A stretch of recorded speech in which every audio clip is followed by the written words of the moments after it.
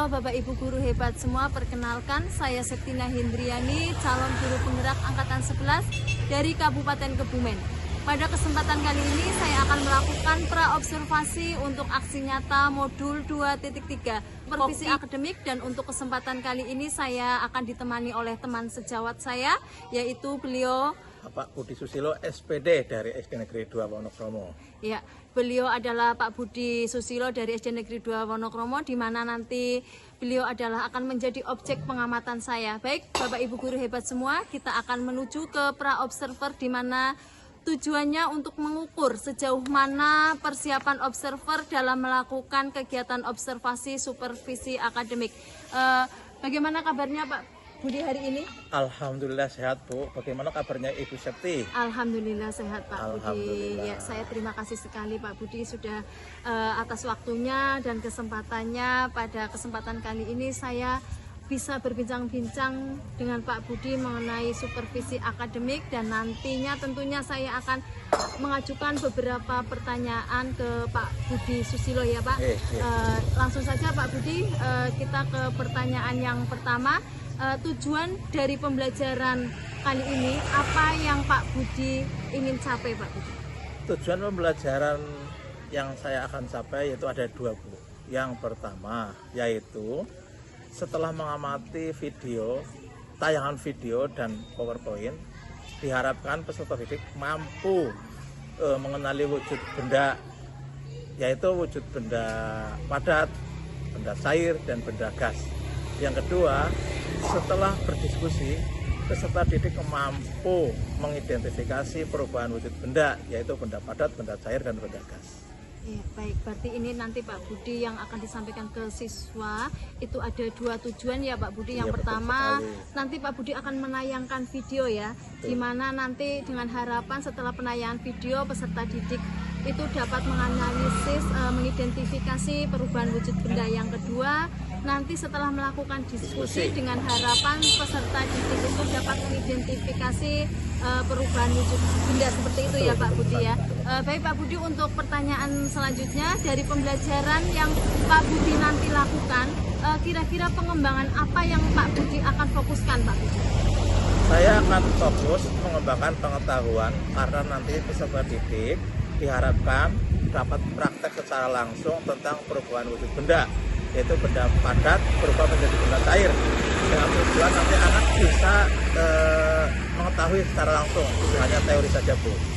Iya, berarti ini yang difokuskan oleh Pak Budi adalah pengetahuan ya Pak Budi, di mana nanti peserta didik itu akan praktek secara langsung perubahan wujud benda, nanti misalnya padat menjadi cair, seperti itu Pak Budi.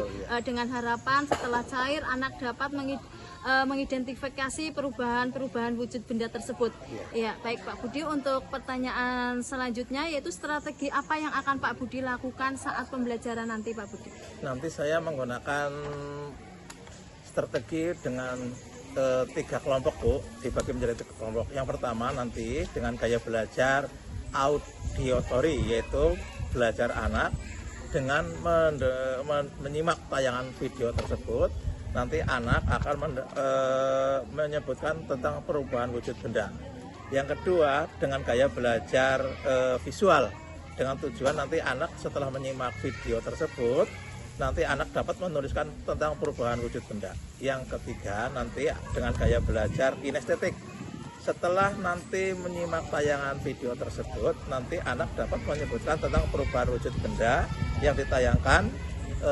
Video tersebut itu benda-benda konkret yang ada di kelas. Wah, ya ini luar biasa sekali untuk persiapannya. Ini tentunya nanti ini di saat observasi di kelas ini kelihatannya ini nanti menarik sekali.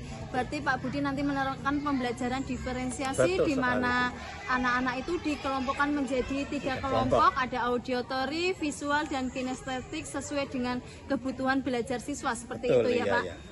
Baik Pak Budi, apa yang kira-kira media apa saja di saat pembelajaran nanti yang akan digunakan oleh Pak Budi? Nanti saya akan menggunakan media, yang pertama itu menggunakan laptop, LCD proyektor, speaker, dan selanjutnya nanti anak membawa alat dan bahan, yaitu tentang membawa es batu, dan membawa korek serta membawa lilin dengan tujuan nanti praktek secara langsung. Iya, berarti ini sudah persiapannya sudah matang sekali ya Pak Budi. Sudah disiapkan ada LCD, ada proyektor, ada laptop dan ada speaker juga Pak Budi tentunya ya. Dan ada anak-anak juga sudah membawa alat untuk praktek, ada es batu diantaranya ada lilin juga ya Pak Budi ya. Baik Pak Budi, untuk pelaksanaan pembelajaran itu kira-kira akan dilaksanakan kapan Pak Budi? Rencana saya insya Allah akan saya laksanakan tanggal 28 bulan ini Bu, bulan Oktober. Oh ya, berarti akan dilaksanakan pada tanggal 28 Oktober 2024. Betul, Berarti minggu-minggu ini ya Pak Budi ya. Ya baik, terima kasih Pak Budi atas waktunya sama-sama, Bu. dan mudah-mudahan apa yang sudah direncanakan oleh Pak Budi itu bisa berjalan lancar ya Pak Budi, dan apa yang diharapkan Pak Budi juga bisa menjadi kenyataan dan lebih baik dalam memberikan pembelajaran di dalam kelas nanti ya Pak Budi ya. Halo Bapak Ibu guru hebat semua, demikian pra observer saya dengan rekan sejawat saya Pak Budi Susilo SPD dari SD Negeri 2 Wonokromo. Mudah-mudahan apa yang menjadi harapan dari Pak Budi dalam pembelajaran nanti di kelas sesuai dengan harapan Pak Budi. Demikian dari saya, wassalamualaikum warahmatullahi wabarakatuh. Waalaikumsalam warahmatullahi wabarakatuh.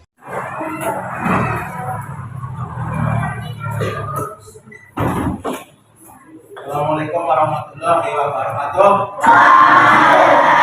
Selamat pagi anak-anak semua. Bagaimana kabar hari ini? Baik.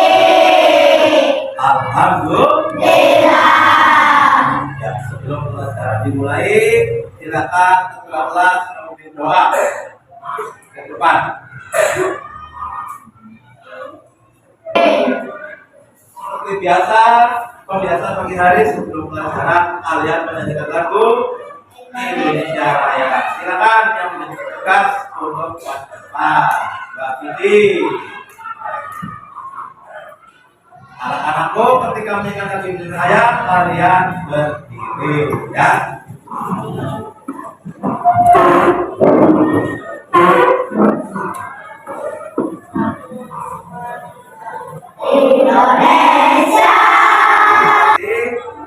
Balik ke tempat di balik ya.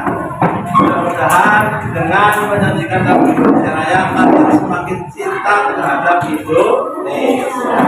Ya. Baik, sebelum pembelajaran dimulai, Pak Guru akan mengabsen kalian. Kira-kira siapa yang hari ini tidak berangkat?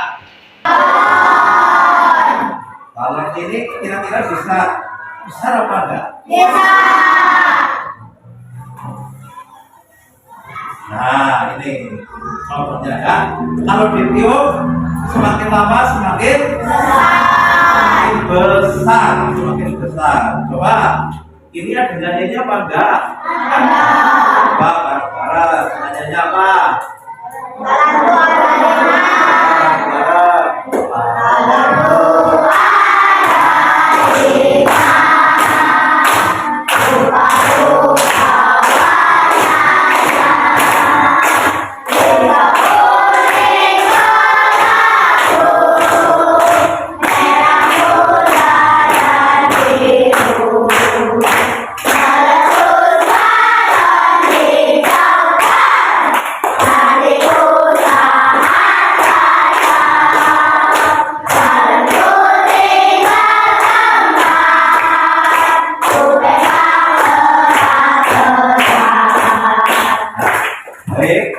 Kalian bisa melihat ke layar LCD.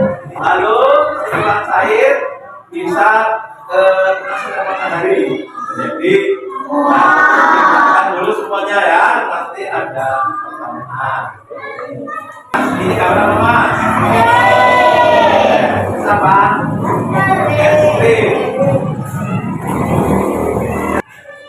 Adakah yang kalian jumpai di kehidupan kalian sehari-hari? Contohnya apa Mas Fahri? Cair. Selain cair, membeku. Contohnya membeku apa tambah? Es batu ya. Air dimasukkan ke dalam freezer, didiamkan, maka akan menjadi pembaku. Baik, pada pagi hari ini kalian akan praktek langsung, tidak hanya teori, praktek kelompok. Biar tahu apa itu mencair, apa itu membentuk, apa itu mengembun, hanya 3 saja ya. Untuk yang lain di pertemuan yang akan datang. Sekarang hanya 3 dulu. Kalian saya kasih lembar kerja KPD dulu, satu kelompok 1 lembar, ya. Kita akan praktek membakar lilin. Ya. Perubahan apa yang terjadi pada lilin? Nanti kamu tulis.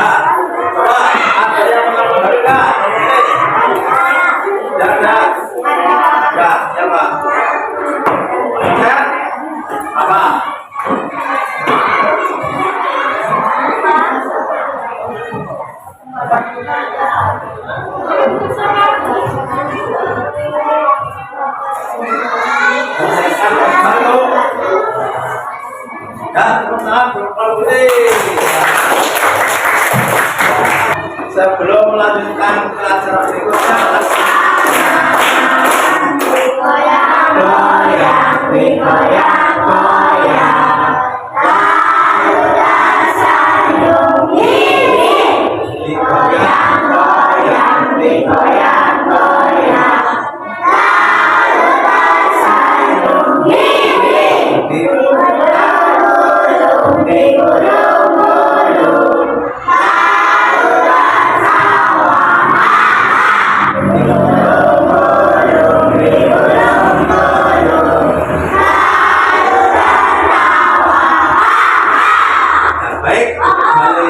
biar kita relax santai belajar adalah hal yang sangat dan kemudian cepat menyerap. Nah, kalau kita belajar kita takut, kita grogi, makanya kita tidak akan terserah. Ya, baik. Ada pertanyaan dari pertemuan tadi? Perubahan wujud dari padat menjadi cair. Contohnya lilin dibakar, dipanaskan, tadinya padat, setelah dibakar menjadi cair. Setelah didiamkan menjadi padat lagi, ya. Begitu juga es batu. Es batu ini tadinya padat menjadi cair. Di samping itu ada perubahan wujud.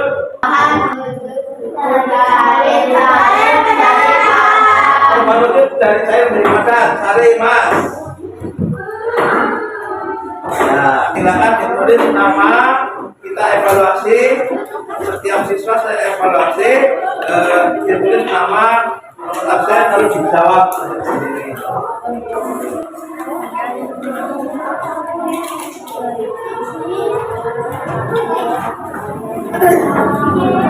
Namanya jangan lupa ya.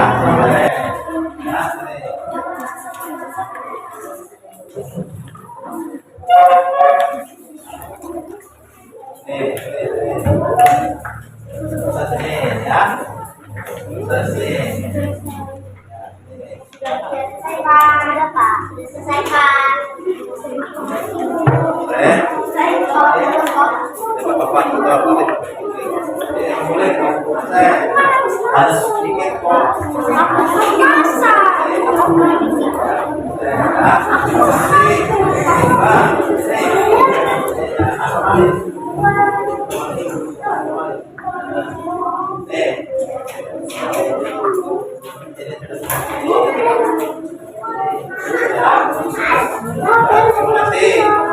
Baik, di acara yang terakhir kalian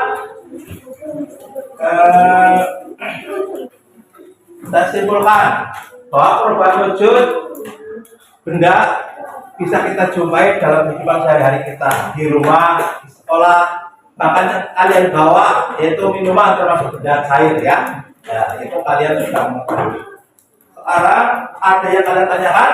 Tidak ada. Kalau tidak ada, kalian akan bahwa pelajaran tidak hanya butuh teori saja, tapi butuh dipraktekkan secara langsung. Ya, terima kasih. Kalian sudah memberikan jawabannya dengan sejujur-jujurnya. Mungkin pelajaran tentang perubahan wujud sampai di sini dulu. Besok kita lanjutkan mengenai tentang perubahan wujud mengkristal dan menyublim ya untuk pertemuan yang akan datang. Silakan ketua kelas memimpin doa untuk acara penutupan pembelajaran di hari ini. Silakan.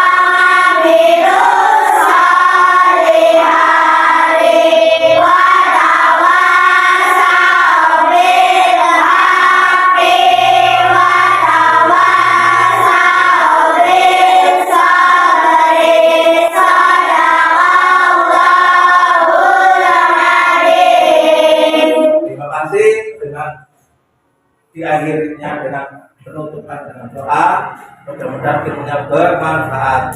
Jangan lupa di rumah untuk selalu rajin belajar, jaga kesehatan, ya, kurangi bermain HP. Ya, dari Pak Guru, Assalamualaikum warahmatullahi wabarakatuh.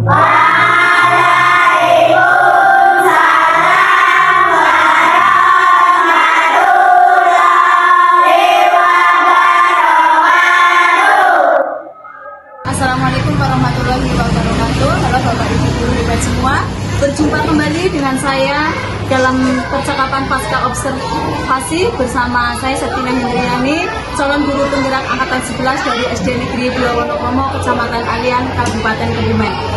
Pada siang hari ini saya ditemani oleh rekan sejawat saya Pak Budi Susilo SPD sebagai guru yang telah diobservasi pada kegiatan supervisi akademik, dan saya juga ditemani oleh Ibu Teguh Patriati MPD selaku pengajar praktik pendidikan guru penggerak angkatan 11. Assalamualaikum warahmatullahi wabarakatuh. Bu Teguh dan Pak Budi.